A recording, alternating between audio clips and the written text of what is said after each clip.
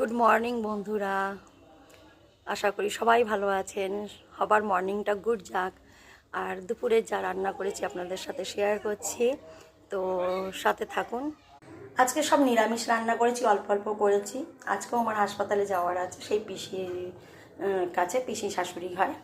তো এই যে রান্না করেছি লাল শাক ভাজা, কিছু দিইনি, খালি পেঁয়াজ লঙ্কা রসুন টসুন দিয়ে ভেজেছি। 2 পিস বেগুন ভেজেছি। আমার বেগুনে হাই অ্যালার্জি, আমি বেগুন খাই না আজ কয়েক বছর। মেয়ে আর মেয়ের বাবাই বেগুন খায়, তো ওদের জন্যই করেছি বেগুন ভাজা, 2 পিস দুজনের জন্য।